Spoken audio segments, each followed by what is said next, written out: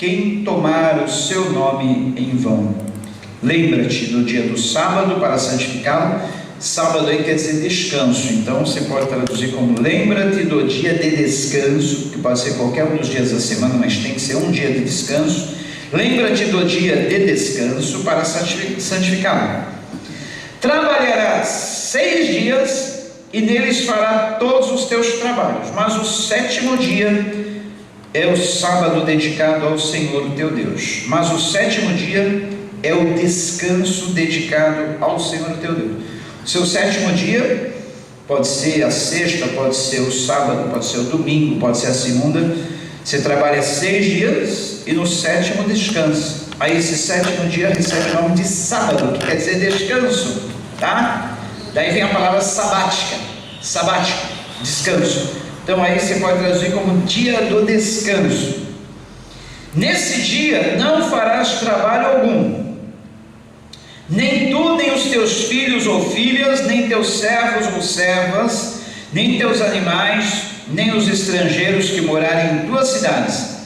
Pois em 6 dias o Senhor fez os céus e a terra, o mar e tudo que neles existe, mas no 7º dia descansou.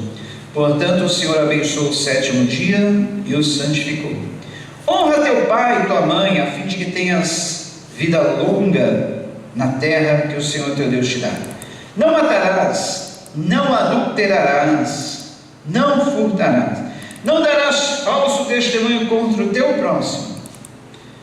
E o último dos mandamentos aí é: não cobiçarás a casa do teu próximo, não cobiçarás a mulher do teu próximo, nem os seus servos ou servas, nem o seu boi ou jumento, nem coisa alguma que lhe pertença. Olha aí, entre todos os 10 mandamentos, esse último está listado aí, que é a cobiça. E é um pecado grave, porque vai gerar o pecado, e o pecado sendo consumado vai gerar a morte. E não foi o que aconteceu na vida de Acabe? O desejo, o mau desejo, a cobiça pela vinha do seu vizinho, pela propriedade do seu vizinho, fez com que eles viessem a tramar a morte daquele homem inocente. E aí quebraram outro mandamento, que é o mandamento aqui de não dar falso testemunho contra o seu próximo. Eles subornaram pessoas para darem falso testemunho contra aquele homem, dizendo que ele blasfemou e que deveria ser apedrejado até a morte. E assim o fizeram. Então a cobiça gerou um outro pecado, que foi o pecado de armarem essa cilada para aquele homem, para que ele morresse, armarem essa estratégia para que ele morresse. Então veja como é terrível a cobiça. Leva a pessoa de tanto querer aquilo que é um mau desejo a cometer algum pecado para conseguir aquilo. Ela quer porque quer e acaba cometendo os piores erros. A cobiça faz com que as pessoas venham enveredar-se pelo caminho do mal, a praticarem obras ocultas, obras de macumbaria, obras de feitiçaria. As pessoas não buscam esses lugares, aí, esses terreiros do mal, para que alguém faça algum trabalho, porque ela quer o marido da outra pessoa, porque ela quer a esposa, ele quer a esposa de outra pessoa, ou ele quer um cargo na empresa que pertence a outro. Quantos problemas a cobiça gera no ambiente de trabalho? É um querendo puxar o tapete do outro, é um querendo a vaga do outro, o cargo do outro, a posição do outro. A cobiça, enfim, gera muitos males, porque as pessoas não estão satisfeitas com aquilo que elas têm. Acabe poderia estar satisfeito. Ele tinha terras e mais terras, ele tinha o seu palácio, ele tinha tudo que ele poderia desejar, desde que legitimamente conquistado, desde que sem prejudicar ninguém. Mas ele queria porque queria a propriedade que era do seu vizinho. Isso levou eles a tramarem o assassinato daquele homem, que não queria se desfazer da sua herança por nada. Queridos, trazendo isso para as nossas vidas hoje, eu falei da cobiça, agora vamos falar desse episódio trazendo para as nossas vidas. O que significa isso? Queridos, eu e você, nós temos uma herança. A nossa herança consiste em tudo aquilo que Jesus nos conquistou através da sua morte na cruz. O que Jesus conquistou para nós através da sua morte na cruz? Vamos relembrar, porque hoje nós estamos celebrando a ceia do Senhor, em que nós lembramos e proclamamos a morte de Cristo na cruz, mas também a sua ressurreição. Então, o que Cristo conquistou para nós na cruz? Primeiro, o perdão dos nossos pecados. Nós estávamos condenados a morrer, separados eternamente de Deus, mas Jesus, através da sua morte na cruz, Ele nos perdoou de todos os nossos pecados. Ele foi o bode expiatório, Ele foi a ovelha sacrificada no nosso lugar pelos nossos pecados, Ele que não tinha pecado algum. Então Ele conquistou para nós, através da sua morte, o perdão dos nossos pecados. Junto com o perdão, salvação, a vida eterna, os dons, a paz que nós temos com Deus, a felicidade, a reconciliação nossa com Deus, a justificação, nossa redenção. Ele nos comprou, nós que estávamos vendidos ao pecado. Enfim, Cristo conquistou tudo na cruz por nós, tudo que somos, tudo que temos, Jesus Cristo conquistou para nós na cruz, nos deu como herança, sem falar no seu Espírito Santo que Ele colocou em nós, que essa pessoa maravilhosa, que nos traz consolo, que nos ensina, que nos orienta, que é tão bom para nós, o Espírito Santo, que a presença, a proteção do Espírito Santo, a habitação plena dele em nós, nos faz vitoriosos em tudo na vida. Então, queridos, através da morte de Cristo na cruz, nós temos tudo isso que Jesus nos conquistou.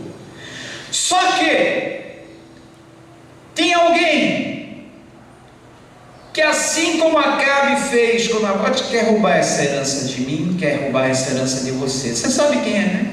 O inimigo das nossas almas. Ele é um infeliz condenado, invejoso. Ele tem inveja de nós porque ele perdeu também todos esses privilégios que ele tinha na presença de Deus. Então ele quer roubar a nossa herança, ele quer roubar a minha herança, a tua herança, a nossa herança. E ele é capaz de realizar todos os seus ardis mais inescrupulosos para tentar tomar de nós essa herança. Primeiro ele faz propostas, viu? Ele faz ofertas, ele propõe trocas. Fala, olha, você tem um dom maravilhoso, você tem uma voz maravilhosa, e aí ele engana tantas pessoas. Fala, você não quer ter uma carreira de sucesso lá fora? Você não quer conquistar o mundo através do seu talento, da sua voz, do seu talento musical? E assim ele consegue arrastar tantas pessoas do meio, do círculo do meio evangélico para fora. Foi assim com, lembra-se de Elvis Presley, nascido no lar cristão, cantava na igreja quando era criança, mas o diabo quis comprar a sua herança, aquele talento que ele recebera de Deus, e o arrastou para o mundo, até o levar à morte, uma morte prematura, morte tão cedo. E tantos outros, eu poderia aqui citar vários e vários cantores, músicos que nasceram no berço evangélico, que foram criados cantando nas igrejas, e Satanás conseguiu arrastá-los para fora. Primeiro, ele propõe essa troca, a venda dessa herança, e depois ele mata sem dó. Porque o inimigo das nossas almas veio para roubar, matar e destruir. João capítulo 10. Ele veio para roubar, matar e destruir. É a tríplice atividade do inimigo. Pois bem, mas ele quer a herança de cada um de nós. Não importa se você tem o dom de cantar, o talento para música, só o fato de você ter o Espírito Santo já é uma herança tão grande que ele não se conforma, ele quer roubar essa herança tua. Ele propõe troca. Olha, você está sofrendo tanto na igreja, nos caminhos do Senhor, vem comigo, eu vou fazer você ser mais feliz lá fora. Queridos, sofrer todo mundo sofre, ou na igreja ou fora da igreja, ou sendo de Deus ou não sendo de Deus, todos nós sofremos, todo mundo sofre. A diferença para quem está na presença de Deus é que no meio do sofrimento ele tem o consolo, a presença de Deus, né? Porque o Espírito Santo veio para nos consolar.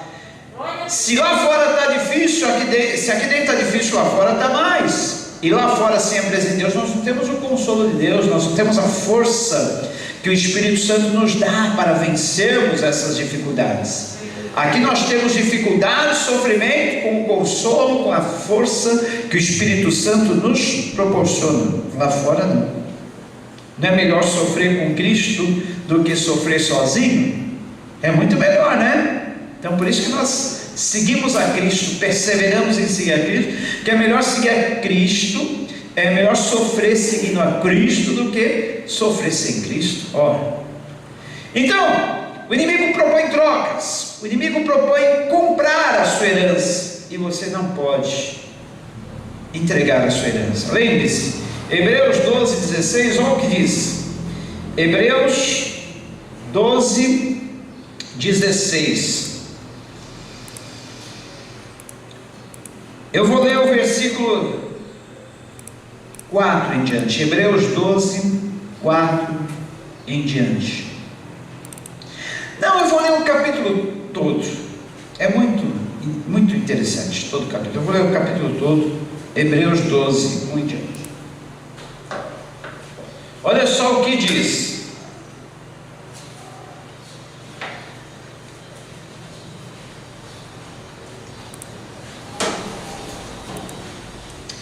Portanto, nós, uma vez que estamos rodeados por tão grande nuvem de testemunhas, livremos-nos de tudo que nos atrapalha e do pecado que nos envolve, e corramos com perseverança a corrida que nos é proposta, tendo os olhos fitos em Jesus, autor e consumador da nossa fé. Ele, pela alegria que lhe fora proposta, suportou a cruz, desprezando a vergonha, e assentou-se à direita do trono de Deus. Pensem bem naquele que suportou tal oposição dos pecadores contra si mesmo, para que vocês não se cansem nem se desanimem. Na luta contra o pecado, vocês ainda não resistiram até o ponto de derramar o próprio sangue. Vocês se esqueceram da palavra de ânimo que ele lhes dirige como a filhos? Meu filho, não despreze a disciplina do Senhor, nem se magoe com a sua repreensão, pois o Senhor disciplina a quem ama e castiga todo aquele a quem aceita como filho. Suportem as dificuldades, recebendo-as como disciplina. Deus os trata como filhos. Ora, qual filho que não é disciplinado por seu pai? Se vocês não são disciplinados, e a disciplina é para todos os filhos, então vocês não são filhos legítimos, mas sim ilegítimos. Além disso, tínhamos pais humanos que nos disciplinavam e nós os respeitávamos. Quanto mais devemos submeter-nos ao Pai dos Espíritos para assim vivermos? Nossos pais nos disciplinavam por curto período, segundo lhes parecia melhor, Mas Deus nos disciplina para o nosso bem, para que participemos da sua santidade. Nenhuma disciplina parece ser motivo de alegria no momento, mas sim de tristeza. Mais tarde, porém, produz fruto de justiça e paz para aqueles que por ela forem exercitados. Portanto, fortaleçam as mãos enfraquecidas e os joelhos vacilantes. Façam caminhos retos para os seus pés, para que o mano não se desvie, antes seja curado. Esforcem-se para viver em paz com todos e para serem santos. Sem santidade ninguém verá o Senhor. Cuidem que ninguém se exclua da graça de Deus, que nenhuma raiz de amargura brote e cause perturbação, contaminando muitos. Que não haja nenhum imoral ou profano, como Esaú, que por uma única refeição vendeu seus direitos de herança como filho mais velho. Olha só. Como vocês sabem, posteriormente, quando quis herdar a bênção, foi rejeitado e não teve como alterar a sua decisão. Embora buscasse a bênção com lágrimas. O texto aí está falando sobre suportar as provações, as lutas que nós sofremos na vida. Suportar a disciplina que Deus aplica em nós, porque Ele é nosso Pai. Todo pai disciplina o filho a quem Ele quer bem. Portanto, se somos filhos legítimos de Deus, somos por Ele também disciplinados, para suportar, para não desanimar, para não desistir, mas perseverar, porque nós estamos rodeados de uma nuvem de testemunhas ao nosso redor. Os anjos estão nos observando, as pessoas que nos conhecem estão nos observando, sua família está te observando, e o maior testemunho que você pode dar é o seu testemunho de vida, não são as suas palavras. É quando você é aquela pessoa perseverante, aquela pessoa que não desanima, aquela pessoa que enfrenta as adversidades, que vai em frente, que luta. Isso é o maior testemunho que você pode dar para os seus familiares, seus parentes, as pessoas que te conhecem. E aqui a exortação é para nós não desanimarmos, mas para nós nos fortalecermos, para nós prosseguirmos e jamais, nunca vendermos a nossa herança. E o texto aqui cita Esaú. Quem foi Esaú? Um dos dois filhos de Isaac. Havia o Isaac e o Jacó. Os dois eram gêmeos, mas um nasceu antes do outro, um nasceu na frente. E a tradição do povo de Israel, o povo judeu, é que o filho mais velho, aliás, o filho primogênito, ele tem uma parte, uma herança dobrada. O filho primogênito, ele tem uma herança dobrada, ele tem um direito a mais sobre outro filho. E a herança de primogenitura que Esaú possuía, ele vendeu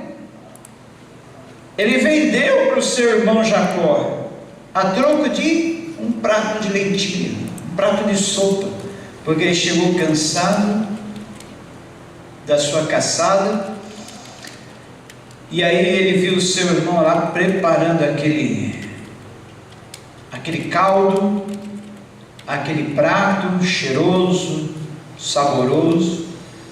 Ele quis, só que o seu irmão espera, só se você me vender o seu direito de primogenitura, eu trocar por esse prato. Te dou o prato de lentilhas, prato de sopa, e você me dá o seu direito de filho primogênito. Princípio, Esaú ficou meio assim, mas ele estava com tanta fome, ele não conseguiu atinar, pensar direito. Tá bom, o que me vale um direito de primogenitura se eu morrer de fome? Vai, pega para você. E não pensou, não imaginava que Jacó iria levar realmente a sério, mas ele levou. E aí acabou perdendo o seu direito de primogenitura por um prato de lentilhas. Aí o escritor da carta aos Hebreus, ele nos adverte para que nós não venhamos também vender aquilo que é nosso por herança, vender os nossos direitos de filhos. E nós temos direitos de filhos para com Deus. João 1,12: mas a todos quantos o receberam, deu-lhes o direito de serem chamados filhos de Deus, a saber, aqueles que creem no seu nome. Então nós temos direitos como filhos de Deus, e o diabo quer roubar esses nossos direitos. O diabo quer tomar a nossa herança. Primeiro ele nos propõe uma troca, uma venda, e ele, vendo que nós não aceitamos, resistimos, ele procura nos atacar de todas as formas, de todas as maneiras. Mas o escritor da carta aos Hebreus, inspirado por Deus, diz: suportem as dificuldades, perseverem, não fortaleçam as suas mãos enfraquecidas, os seus joelhos vacilantes, façam caminhos retos para os seus pés. Queridos, a luta está difícil? Persevere. A luta está grande? Vá em frente, não desista. Satanás, ele quer arrancar de você aquilo que Deus te deu. Segure firme nas suas mãos, não venda, não troque, não se desfaça. É direito seu. Satanás não pode roubar, a menos que você abra mão. Não abra mão. Faça como fez Nabote. Ele morreu, mas ele não entregou de mão beijada a herança para o seu opositor. Ele morreu, mas defendeu a sua herança até o fim. O inimigo quer tirar aquilo que é grande de você. A vinha de Nabote era grande.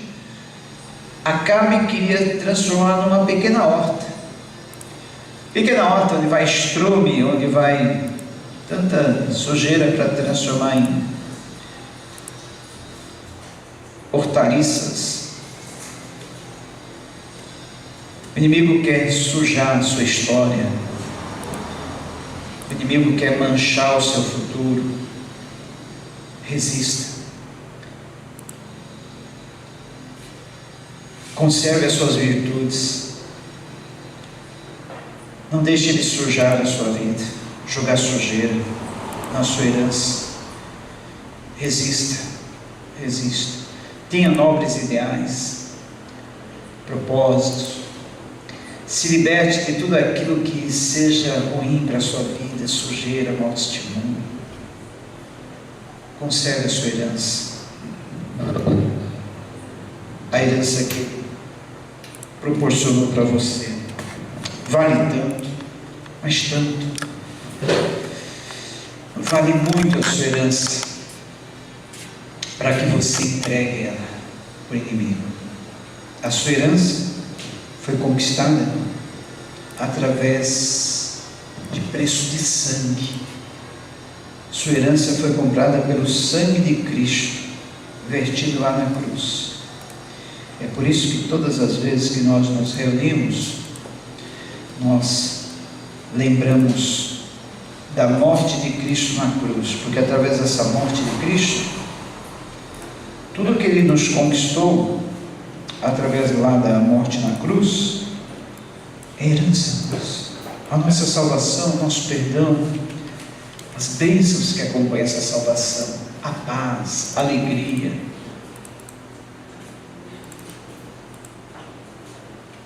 Os dons, essa nova vida, a habitação do Espírito Santo em nós, são coisas maravilhosas, que são proporcionadas pela presença de Deus em nós. Então, aqui hoje, na presença de Cristo, nós lembramos da sua morte na cruz por nós. Na cruz, Jesus teve a sua carne rasgada assim, olha. E essa carne rasgada foi como uma abertura. Foi como um rasgar do véu, aquele véu que separava-nos da presença de Deus lá no santuário. Aquele véu foi rasgado e hoje nós temos acesso livre à presença de Deus. Que coisa maravilhosa! Acesso livre ao trono do Senhor, para pedir a Ele, para oferecer a Ele as nossas dádivas, nossa gratidão. Através do seu sangue derramado, nós tivemos perdão dos nossos pecados. Aí, o Senhor Jesus instituiu essa ordenança, esse cerimonial, dizendo assim: olha, façam isso em memória de mim. Quando vocês se reunirem, partam pão, pegam um cálice contendo o suco da uva, tomai e comei em meu nome, disse Jesus. Porque todas as vezes que comermos desse pão e bebermos desse cálice, estaremos anunciando, proclamando a morte do Senhor Jesus até que Ele venha. Então nós temos do Senhor esse mandamento, essa ordenança, de proclamarmos a morte dele na cruz até que Ele venha. Essa palavra proclamação tem um sentido bastante interessante mesmo. Proclamar era aquilo que os arautos, os mensageiros do rei faziam quando tinha uma mensagem do rei a transmitir. Então ele chegava, o arauto do rei, o mensageiro do rei chegava diante de uma cidade, diante de uma população, e na praça pública dizia assim: olha, o rei manda dizer assim, assim e assim. Hoje, quando nós estamos tomando o cálice e o pão, nós estamos proclamando. Sabe o que nós estamos proclamando? Para quem que nós estamos proclamando? Para todas as testemunhas em volta, e também para o reino das trevas. Nós estamos proclamando o seguinte: olha, vocês perderam. Principados, potestades, forças do mal, vocês perderam, porque o Cristo, que foi morto na cruz e ressuscitou, Ele venceu, Ele foi morto, mas Ele está vivo, Ele vive, Ele está vivo, Ele reina e voltará. Oh glória! Então essa é a proclamação que nós fazemos quando nós partimos o pão e bebemos do cálice.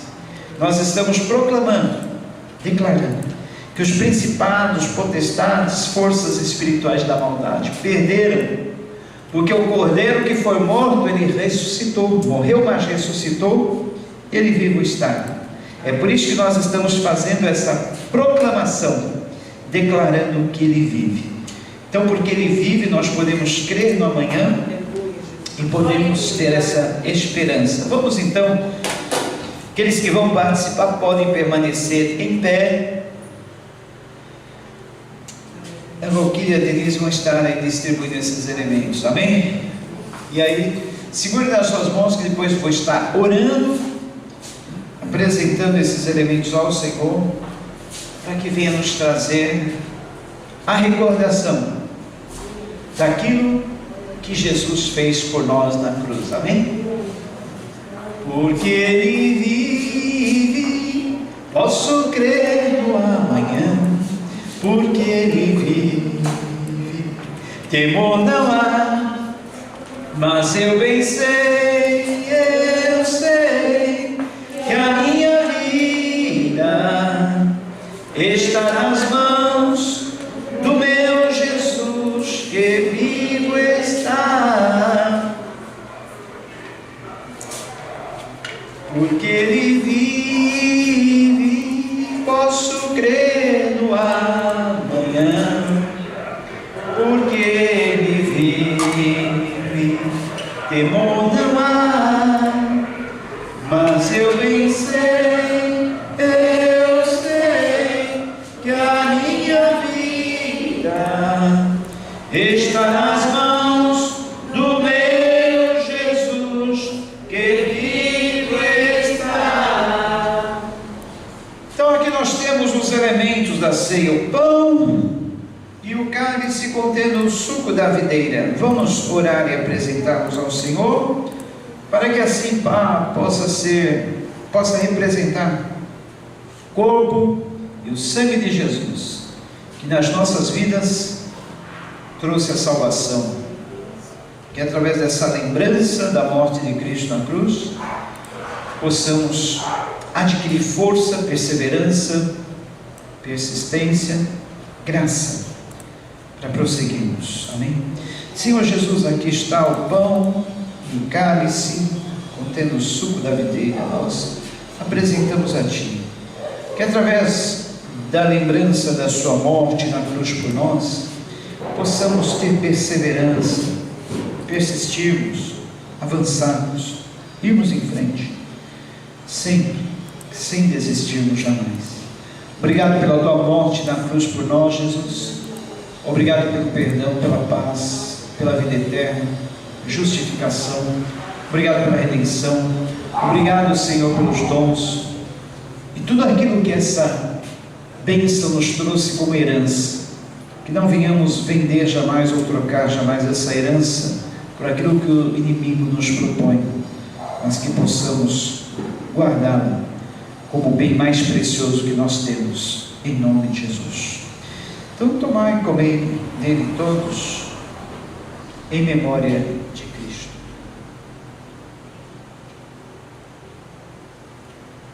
Glória a Deus.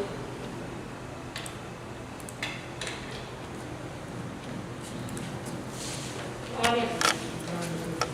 Aleluia.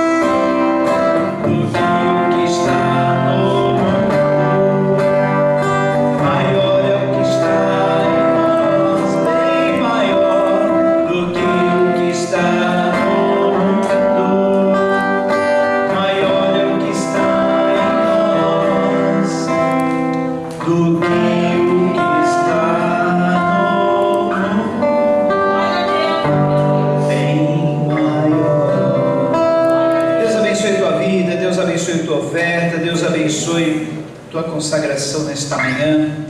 Deus abençoe a tua entrega Deus abençoe o teu lar, Deus abençoe a tua família, Deus abençoe você que está aí nos assistindo, você que abriu esse vídeo aí. Que a palavra do Senhor pregada nesta manhã venha trazer para o seu coração essa força de nunca jamais desistir, nunca jamais voltar atrás, mas resistir. Desistir não, resistir sim, resistir. Conserve a sua herança, guarde aquilo que Deus te deu, toma posse da vida eterna. Oramos aqui pelos pedidos de oração. Se você tem algum pedido, pode deixar no chat da transmissão pelo YouTube, nós vamos estar apresentando ao Senhor. Pedido da irmã Ana, que pede oração pela prima Jucirene, que está na UTI, fazendo uma operação na cabeça. Que Deus esteja repreendendo esse tumor do cérebro, dando a saúde para Jucirene, em nome de Jesus. Toma a mão dos médicos nas tuas mãos, Senhor. Realiza tu mesmo essa operação. Oramos pela Leite, por essa enfermidade que seja repreendida, pela Elaine, pelo Luiz, para que haja recuperação, pela família do presbítero Nicodemos, por todas as famílias enlutadas, por todas aquelas pessoas que estão sofrendo. Oramos pelos médicos, enfermeiros, profissionais de saúde que estão na linha de frente, nos hospitais, nas salas de UTI, nos hospitais de campanha. Em nome de Jesus, Senhor, dá graça, força, proteção e imunidade a todos eles. Oramos pelas nossas autoridades, prefeito, governador, presidente. Deus esteja ministros. Oramos para que Deus esteja dando direção, sabedoria, proteção, força, perseverança. Oramos pelos deputados, senadores, toda a corrupção venha a ser banida do nosso país, haja ordem e progresso. O Brasil seja conhecido como uma nação bem-aventurada que teme o Senhor. Oramos por todas as nações do mundo, pela nação de Israel, para que haja bênçãos de paz e prosperidade sobre aquela nação. Oramos, ó Deus, para que dê sabedoria aos homens ligados à ciência, para que tu use a vida deles para trazer uma solução para esse mal. Todo esse quadro venha a ser mudado, nós possamos dizer: só tu és Deus, só tu és bom, maravilhoso, tudo nós devemos a ti, Pai. Acompanha cada um de volta para os seus lares, para as suas casas, na paz, na segurança, na proteção, dando um dia de bênção, uma semana abençoada. Que essa bênção se estenda para cada uma das famílias, para cada uma das pessoas que estão agora em casa assistindo. Manifesta a tua graça, dá a tua força, tua paz, proteção, renovação, direção, em nome de Jesus. Em nome de Jesus. O Senhor é o meu pastor, nada me faltará. Deitar me faz deitar em paz e descanso.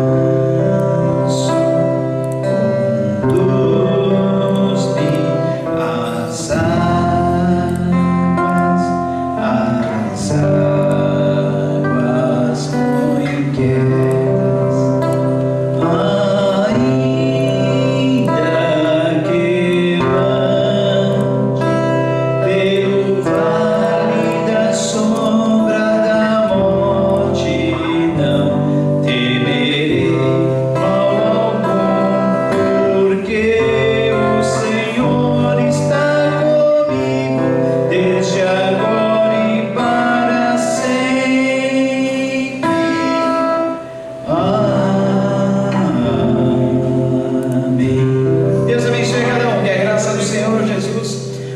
Deus o Pai, a comunhão do Espírito Santo, seja com todos permaneça. Amém? Amém. Convido você que está nos assistindo, logo mais às 19 horas estaremos juntos aí novamente, louvando, adorando, glorificando o nome da majestade santa do Senhor e também realizando aí a nossa ceia do Senhor, mais uma vez junto com você. Deus abençoe, em nome de Jesus. Amém.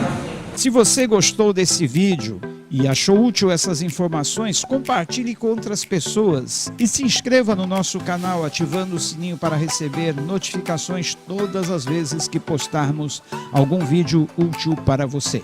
Deus te abençoe.